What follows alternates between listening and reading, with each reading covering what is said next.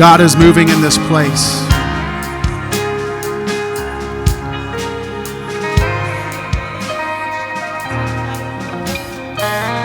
If you're not feeling His presence,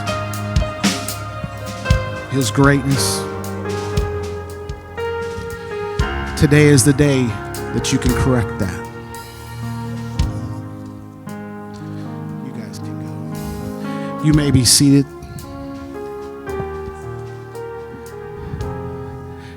This is just a start of what God wants to do today.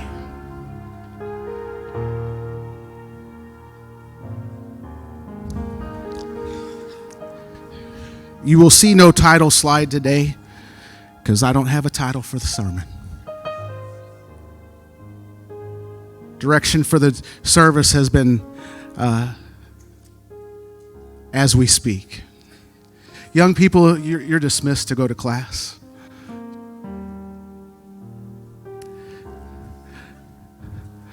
Some of you know the story that, or the testimony, I should say, of what I'm about to tell you. I asked for this song, The Goodness of God. I asked for it Wednesday. It's been on my repeat playlist for about 2 weeks. God has the details under control. We may not see what's happening. We may not see the end result right away. But when we start looking to God and keeping our eyes on God, we will see some amazing things. I'm not telling you this testimony to say, hey, Mike is some cool dude. I'm telling you as an example of the greatness of God. How He will move in your life when you don't know He's moving. 2019, Becky went to a conference in Tennessee. If you know us, you know that she's an introvert. She doesn't go to conferences if I'm not there. So this is stretching. This is out of the ordinary.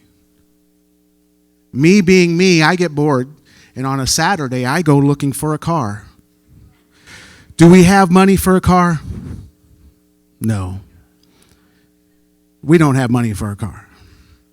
I go to 4 or 5 different car dealerships, and this is going to be pretty detailed because this is what God told me to do.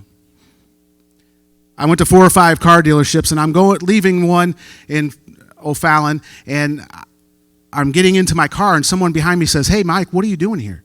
I turn around, it's my brother-in-law.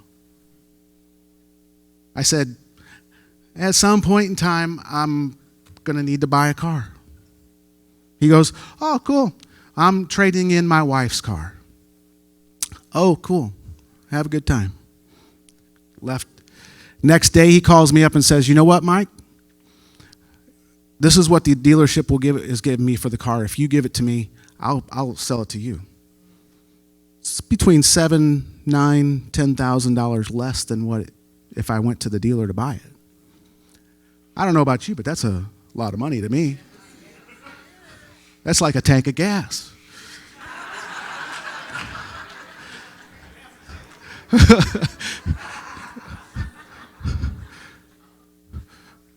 So Becky and I prayed about it, and we're discussing it, and we said, okay, this is a bill that if the Lord provides, we can pay for.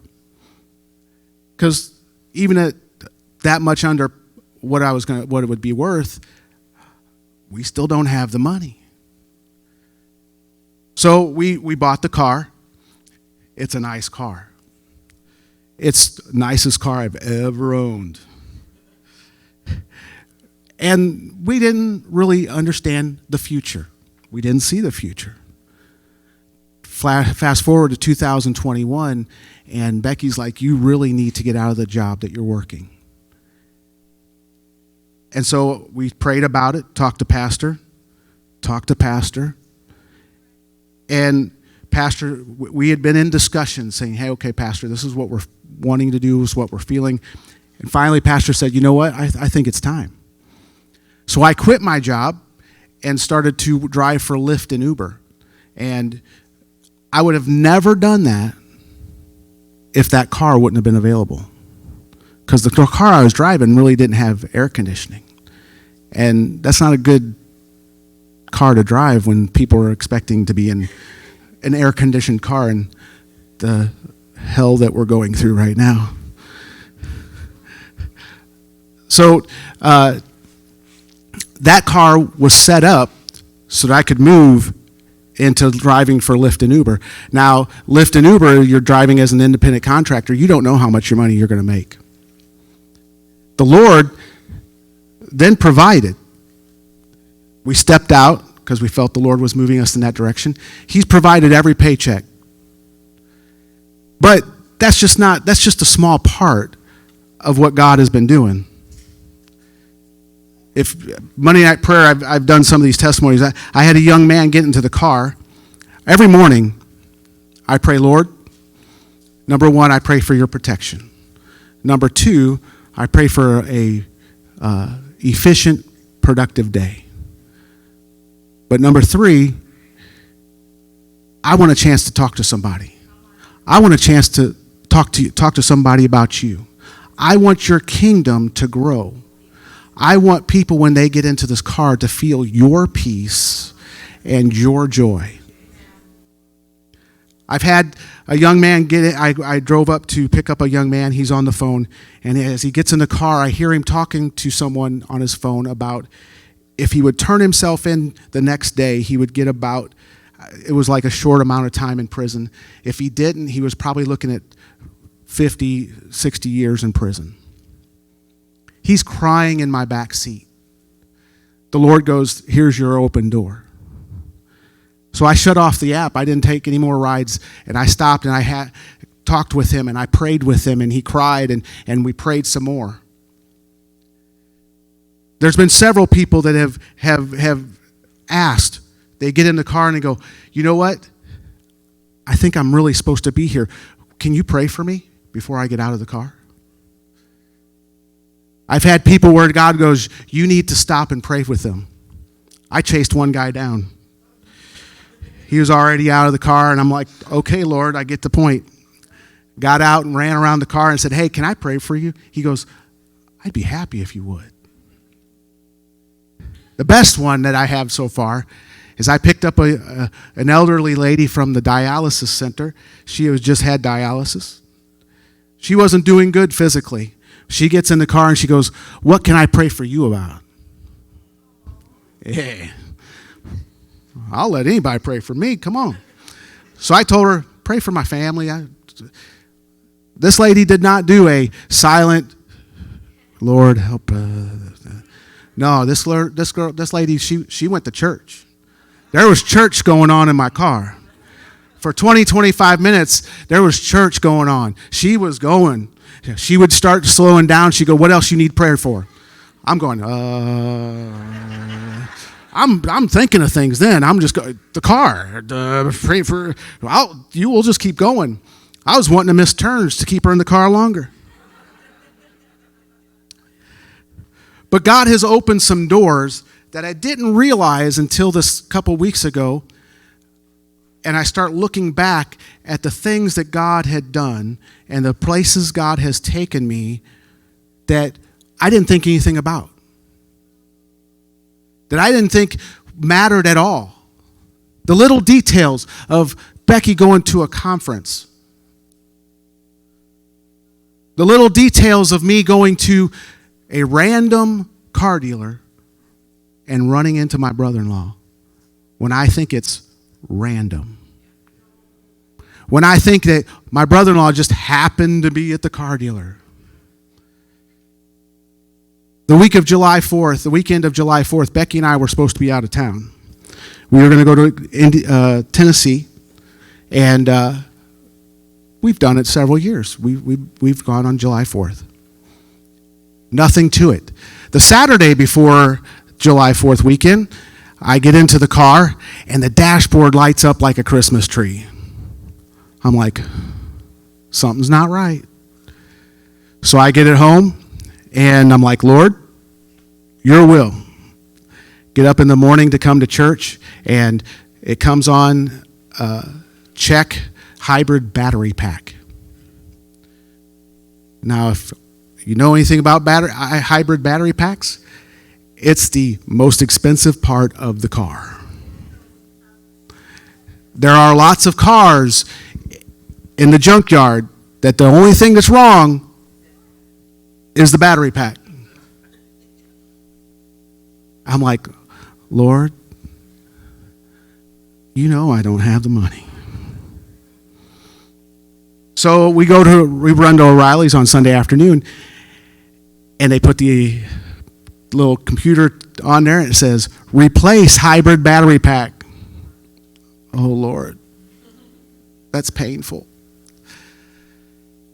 Okay, so I call and get an estimate, and ended up, it was over $5,500 to get the car fixed. Again, I don't know about you guys, but that's a lot of money. That's like a half a tank of gas. I was out of work 3 days, so that money is just compounding.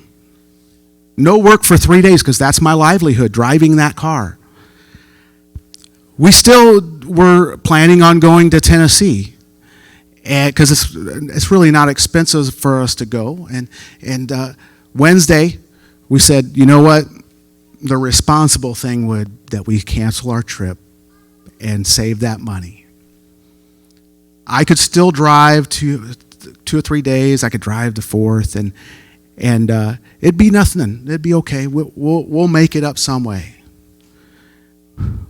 Well, Wednesday afternoon, Courtney, who I work with at her cupcake shop, sends us a text. Can you work Saturday night?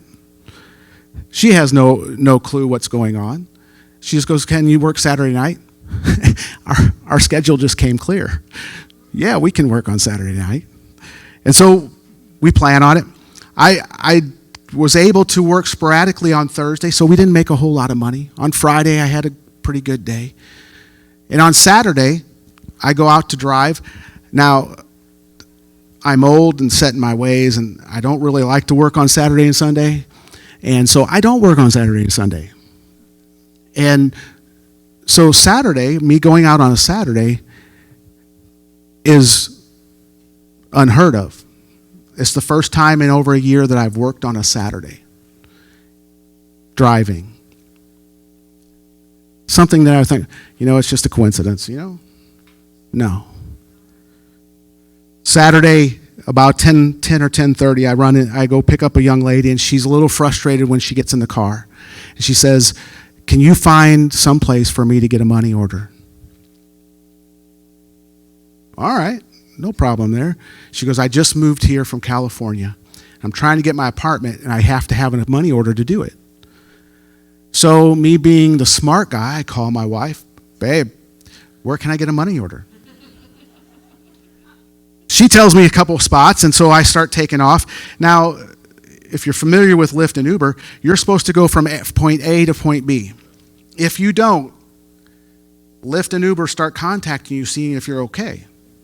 They start contacting the rider to see if they're okay. You're supposed to go from A to B. We did not go from A to B. But while she was in the car, she goes, random comment, she goes, I need to get my hat for church tomorrow. Hey, where are you going to church?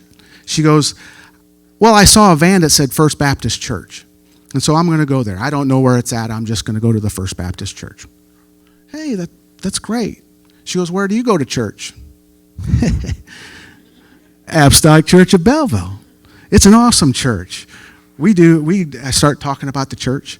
She's like, where's that at? Oh, 1648 LaSalle. You know what? Do you have a Facebook page? She goes, no. We're at a stoplight. I get my phone out. Cheap plug right here. If you go to your app store on either device, ACOBI, Apostolic Church of Belleville, it'll come up. It's got our address. I didn't know it, but when I told her that, she downloaded the app. She started looking into us. She told me that we did not have iLife class on Sunday night the 4th. She says, you don't have church tomorrow night. I'm like, oh yeah, we don't have church. So finally, we are able to get the money order, and she gets it back in the car, and she goes, this was directed by God. Why, of course, because God directs everything. So I was like under the impression, because that's what us good Christians say, oh, God directs everything, but when something bad happens, we're like, what in the world happened?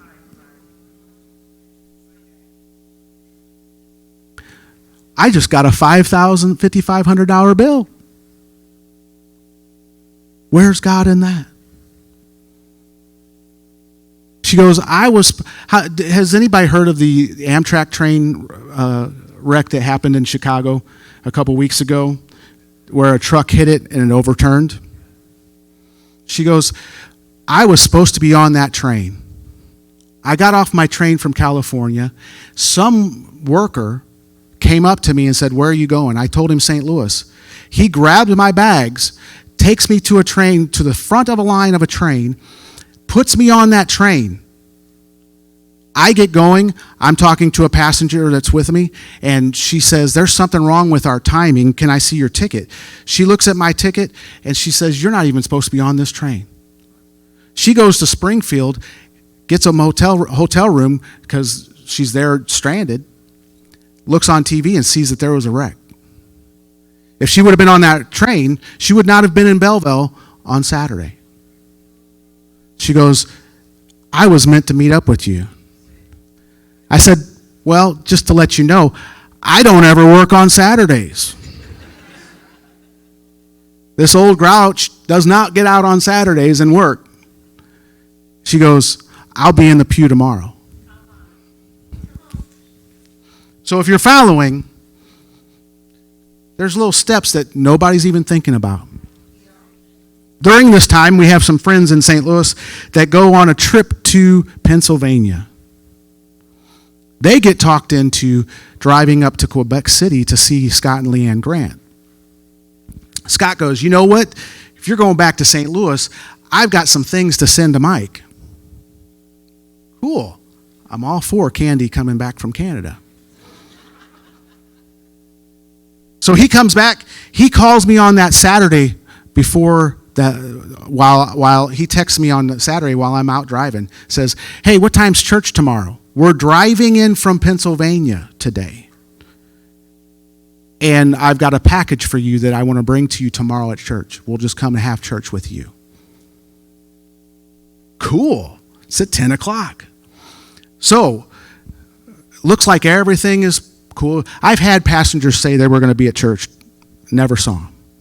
So I'm like, I really hope to see it. This is exciting.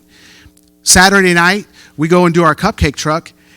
And would you believe it? In 2 days' time, the Lord gave us enough money to pay all our bills.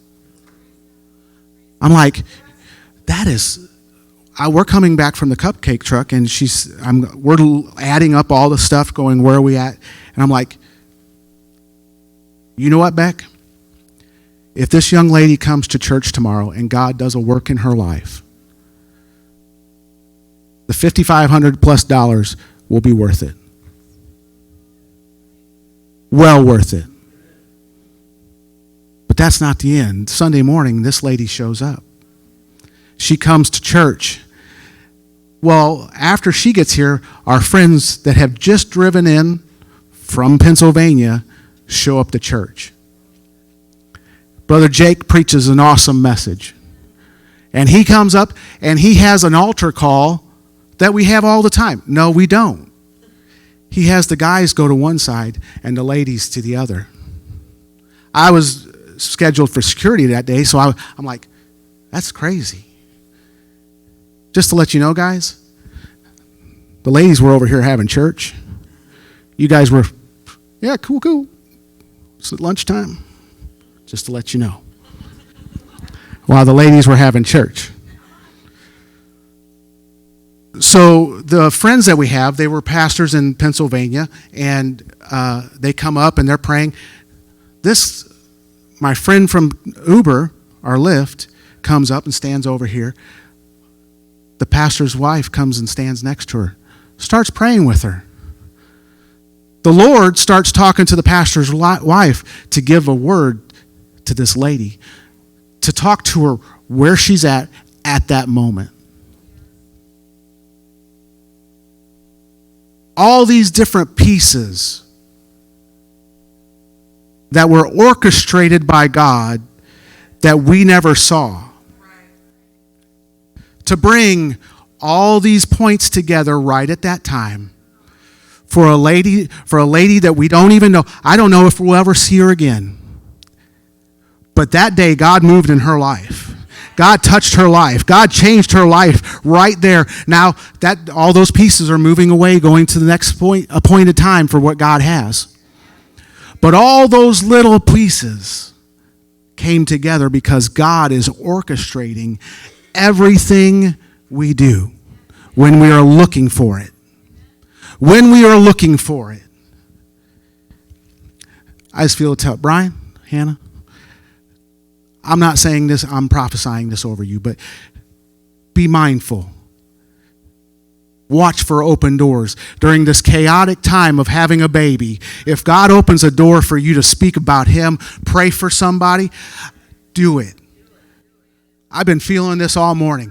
If God is opening a door for you guys to talk, to pray to a nurse, to a doctor, to a friend, to someone walking down the hall, take that time to do it because God has ordained a moment for you. You see, I'm tired of just having just a relaxed church service where we come and just hang out. The last couple of weeks, the Lord has been bringing into my life messages of angels. Whether it been through podcasts, hearing of people having angels walk alongside them, or having preachers here talking about angels. Brother Al having angels coming and moving his life. The young man that came and grabbed the bags of my friend from Uber, and grabbed him and taken her to a train she was not supposed to be on.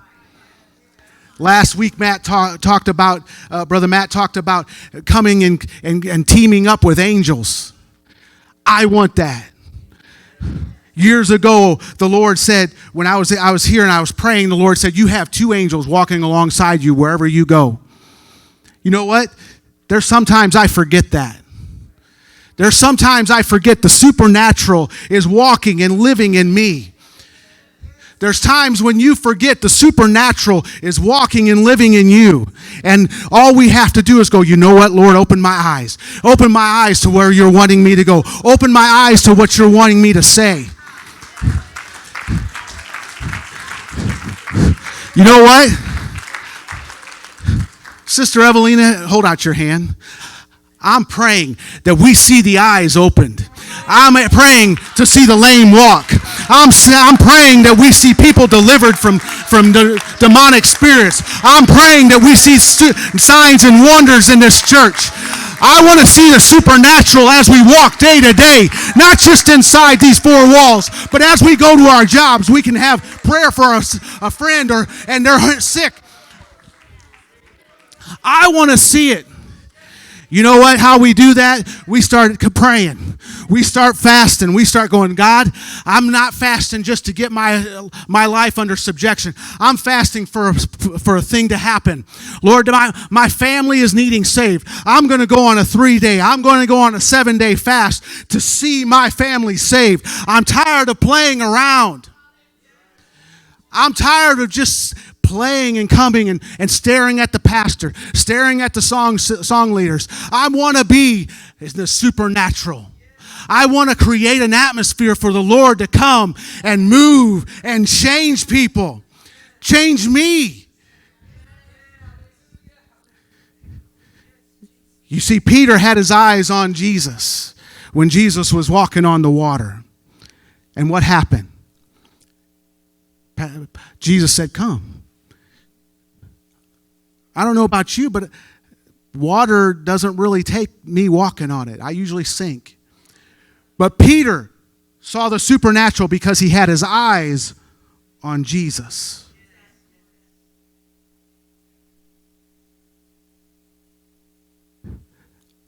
I'm tired of the normal. This last couple weeks have woken me up. God is moving in my life. God is leading and guiding everything that happens in my life. And I'm using me as an example because God has been working on you too. But for me, the last couple weeks have been amazing. I've been having dreams. God has been speaking to me. Tell you the truth, I've been trying to push this testimony aside and get something, and God, what do you want me to preach? And I've been pushing it aside and pushing it aside when this is right where God wants me to be. You may not know what God is taking you through. You may not know why you're sick. You may not know why you have that big bill. You know what? I don't know how God's going to provide for the car. I have no clue. But I know He's going to provide. Because He's brought me through that situation. He's the one that guided me into that situation so that I would meet up with this young lady. That means He's going to take care of that. Sister Ann, I'm so happy that you see what you see. But I'm tired it's just you. I'm tired it's just you that you lay hands on people and they're healed. I want to do it. I want to do that. I want to see lives changed in those that I come in contact with. I've been slowly working on it. My kids tell me I'm crazy because I say hi to everybody and I talk to everybody I come in contact with. But you never know when God stops you and says, you know what? They need prayer. You never know when that door opens up for the supernatural to work. And when we shut our mouths and when we just kind of stare and hold our head down and don't talk to anybody and we don't interact with anybody because we're introverts or for whatever reason, we miss opportunities for the supernatural. We miss the opportunities for angels and God to walk into our lives and move and God and change people's lives.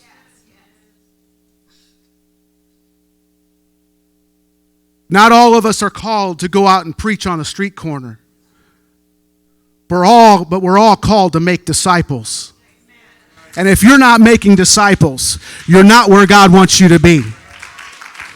It's all great when we're walking in His provision and we're just kind of hanging out where God just kind of pays our bills and God kind of takes care of our health and we're all happy. But understand, the Israelites, when they were wandering in the wilderness, were happy with the provision of God. But they never stepped into the promise. They never stepped into their purpose. Because they were happy having their clothes never go bad, having their shoes never go bad, having food every day to eat. Having Moses talk to God instead of them. When God was going, I have so much more for you. So much more for you. Just think of our services if every day we got in and said, you know what, Lord, I'm going to praise and worship you with everything I have, every moment that I can, everywhere that I go. Lord, open up my eyes to see the supernatural, see the direction that you want me to. See the direction you want me to go, who you want me to pray with. Lord, take away my fear, take away my intrepidation. Help me to be bold when it comes to you. If it wasn't for someone to be bold in your life, you would not be sitting here today. If it wasn't for someone to talk to your parents or to your grandparents and talk to them about God, you would not be here today. Does it die here? Do we become just like any other church in the Metro East where, yeah, we show up, but do we worship? Do we get changed? Do we just hang out for a little bit? Or do we come going, the King is here.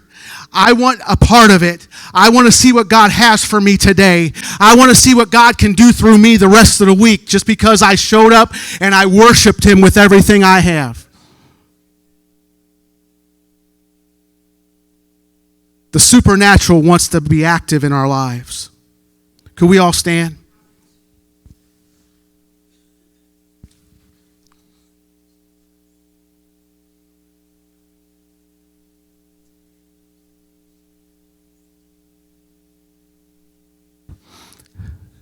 The altar call today is for people that want more. If you don't want more, that's fine.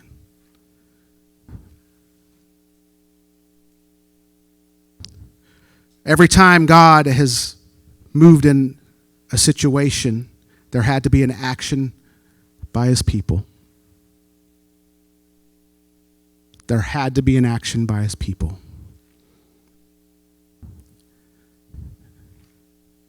So today, God is calling this church. This has not been preached by accident. God is wanting to move this church into a next level, into more supernatural, where we start seeing healings right here. We've seen the dead raised in this church. We've seen miraculous, instant healings in this church, right here. But somewhere along the lines, we have gone soft. We've started doing that trudge around the wilderness, being happy with just everything's being provided. I don't need to come into the house of God and worship. I don't need to come into the house of God and lift my hands and give my all.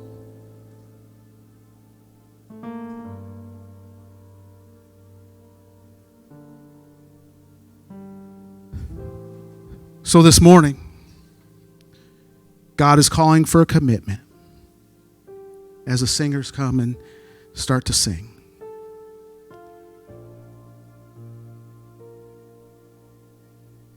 This altar is open to come however you want to come. If you want to kneel, if you want to stand. God is calling for action. Do you want to see the supernatural? Do you want to go to the promised land? Do you want to see your neighbor saved?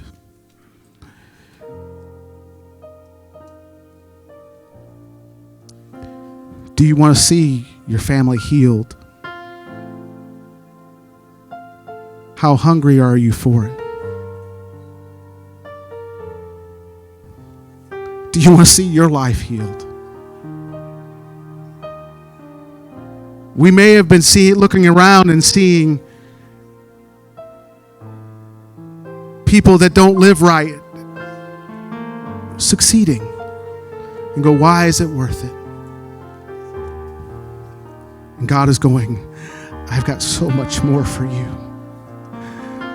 I've got so much more for you. If you'll turn your eyes to me, if you'll start looking to me every day, if you'll start fasting when I tell you to, when you start opening your eyes to those around you, God is calling for a deeper walk, not just in new converts, not just in the pastoral staff, but in everybody. Yitaramo shokondarabasha.